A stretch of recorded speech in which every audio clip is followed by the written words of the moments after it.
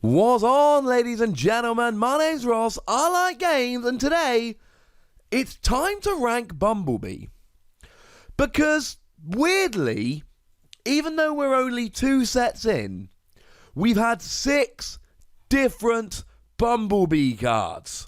And I thought, right, it's time to go and have a little bit of a look at what the best Bumblebees are. And starting off then, at number 6, we have got Bumblebee Least Likely Most Dangerous. Now, this was only revealed about a week or 2 ago. This is the Bumblebee which is going to be in the starter set for Wave 2, the starter set which is going to be coming out next month. How come it makes it in at number 6 as the worst Bumblebee? The stats aren't very good. It's a 7 cost, so it's not even the cheapest Bumblebee. The one from the first starter set is a 6 cost, so that's cheaper. And it's got worse stats than the other Bumblebees. It's a vanilla character in alt mode, so there's no skill to fall back on. And it's got bold 1 in bot mode. Now, I do like the fact that it's a melee character, so you can start using power sword and body armor. I do appreciate those cards. Those cards are good. But there's like a million different melee characters. That's not a great reason to use this. It's not the cheapest Bumblebee. It's not particularly great. In at number 5, a card I'm still trying to get my hands on. Hit me up in the comment section or on Twitter at the Wossy if you can help us out. It's the Lunar Bumblebee promo.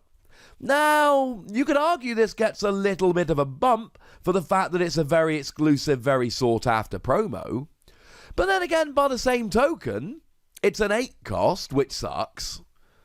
And it's got basically worse stats than the Bumblebee that comes in at number 6. It does have 1 more defense in bot mode, but it also has 1 less health in either mode. So how come it gets a spot above? And the answer is, it's got 2 skills. Now, the better one here is alt mode. Alt mode says that when you flip into it, you get bold 2 till the end of the turn. That's cool. Bold 2 is quite nice. It's only when you flip in. It's not a permanent thing, but you flip 2 more battle cards when attacking. I quite like this. It's giving you that little bit of extra beef. Free attack is low for an 8 cost. We would expect 4, but you give it bold 2 as well. And it's a melee character, so you can use power sword, and this could be a decent attacker. I do not really like the skill in bot mode. In bot mode, you get tough 2, but you only get tough 2 where you've got 5 or more damage counters on. That's not good, ladies and gentlemen. If it was 4 or more damage counters, I'd be going Force Field. Force Field kicks in, reduces damage done to you by 4, then you'll... No. But you never get the tough 2 until you got 5 damage on. But you've only got 8 health. So if you've got 5 damage on, there's a very good chance you're going to have been knocked out.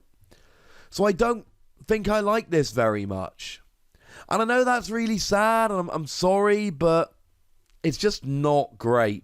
It's not a terrible card, but it's not particularly inspiring. The good news is they are the bad ones. The top 4 are quite nice.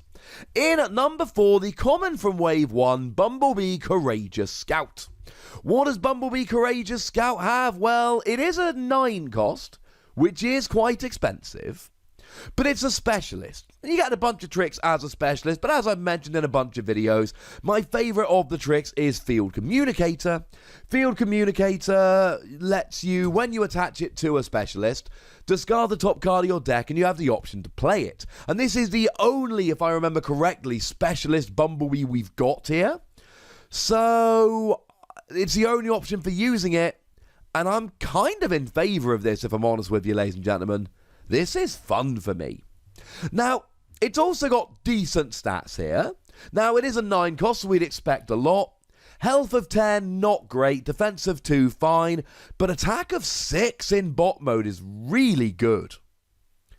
And it's got a really nice skill that helps you out. When this attacks or defends and you flip at least 2 white icons, you flip 2 more battle cards. Now, to be fair, there's an argument that if you flip 2 and they're both white and then you flip 2 and they're both orange, well, you might as well have just flipped 2 orange to begin with. But it's a nice little skill if you're playing a bunch of white icons. It's cool. It's not always going to work, because you can't just play white icons, that would be silly. But there are going to be times it does, and when it works, it's going to be quite lovely indeed. And then we've got a decent skill in alt mode. When you flip to this mode, you draw a card, and then put a card from your hand on top of your deck. Like a mini incoming transmission. You only draw one card, unfortunately. But it lets you draw a card, and it means that you can stack your deck with whatever colour icon you're looking for at this particular moment. I quite like this one. I'm a little put off by the 9 cost and the low health, but I like the attack and the skills are kind of cool. In at number 3, we've got Bumblebee Brave Warrior. The starter set 1. The first starter set Bumblebee. And one of the best things about this, honestly, it's a 6 cost. It's cheap. Now again, it is a melee character, so you've got the whole power sword, body armor thing going on. And the stats are okay. They're not stunning. It's a 6 cost. But actually, a 6 cost of an attack of 4 and a defensive 2 is pretty good. The health is low. And that's an issue. But the defense is good, and the attack is pretty good here. I mean, certainly, it's got better stats than the new Bumblebee that's coming in a starter set. Same health, 1 higher attack, and 1 higher defense in bot mode. It's just objectively better stats, while being a cheaper character and having a skill in both modes. It is pretty much, unless you're desperate to get bold 1, but you've got 1 higher attack anyway, it's just a bazillion times better than the new starter set Bumblebee. And I really like the skill in alt mode. In alt mode, or when you flip to alt mode, each of your characters gets Pierce 1 until end of turn. So you can give any one of your characters Pierce 1. That's really nice. You get to guarantee minimum 1 damage. I like this. I don't like the health of 9, because one of the ironic things is that having a low health, high defense does leave you a little bit vulnerable to Pierce. But make no mistake about it, ladies and gentlemen, this is a cheap Bumblebee with decent attack and defense and really nice skills. It deserves its spot at number 3. In at number 2, though, if you know your Bumblebees, this will be giving away number 1. In at number 2, Bumblebee Legendary Warrior. It is the super rare from Wave 1. And we expect the super rares to be pretty good. I don't think this is as good as Nemesis Prime, incidentally, which is really sad, because I've pulled 2 of these from boosters, and I've pulled no Nemesis Prime. And that makes me a sad Wossy. Especially because most people agree with me, and general rule of thumb, people will not swap a Bumblebee Legendary Warrior for a Nemesis Prime, because even though they're both super rares, they're not perceived to be of equal value. It's not Nemesis Prime good, but it does have 15 health, which is huge. Now, it is a 10 cost, and it's a melee character, and the health is good, but that's about it. In Wave 1, we would expect 4 attack, 12 health, 2 defense on an 8 cost character. So 4 or 5 attack, 1 defense is bad. Now we do have a very high health here, which is really nice, health of 15. But it's the skills. Now when you're in bot mode, if you're the only character left on the battlefield, you get +2 attack and +2 defense. At which case you end up with 7 attack, 3 defense, 15 health. At that stage, ladies and gentlemen, you are rolling. This is a very good character with extremely good stats. And then when you flip into alt mode, you get to attack untapped characters as though they were tapped. And this is huge. We don't see this very often. We've seen a couple other characters, but we don't see it all that much. And then the first couple of turns of the game, it's very awkward because we are desperately trying to figure out what's going to be attacked and trying to make sure that your opponent cannot attack a character you want to keep safe. Well, you can try and keep a character safe all you like, but if you can flip Bumblebee Legendary Warrior into alt mode, doesn't matter what your opponent's trying to do, you can attack whichever character you like. It's really nice. But it's not the best Bumblebee. As far as I'm concerned, the best Bumblebee is Trusted Lieutenant, the common from Wave 2. Love this Bumblebee. Absolutely love it.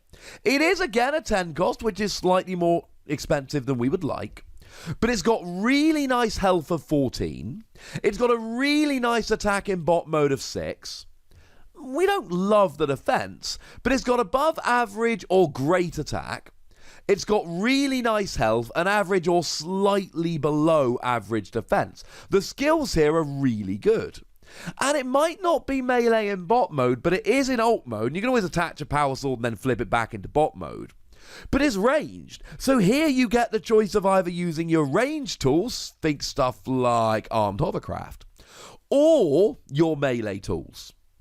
Upgrades, as they're called in this game. You've got choices.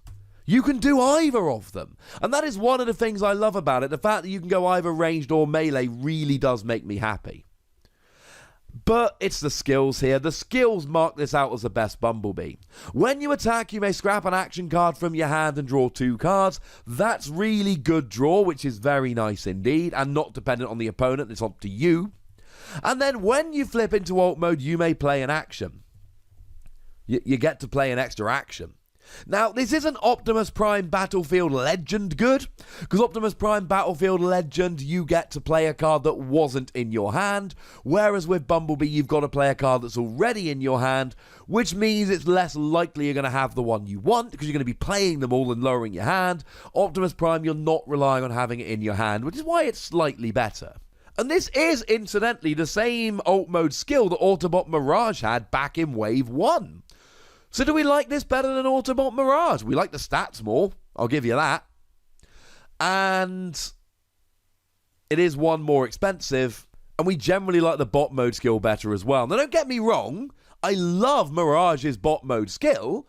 If you flip at least 3 white icons the first time, each turn you untap it, it's great. But then we get back to what I was saying earlier. If you play too many white icons, you're not ending up flipping orange to attack or blue to defend, and it gets a little bit awkward. I do believe this is the best Bumblebee, and I'm fairly happy with my ranking.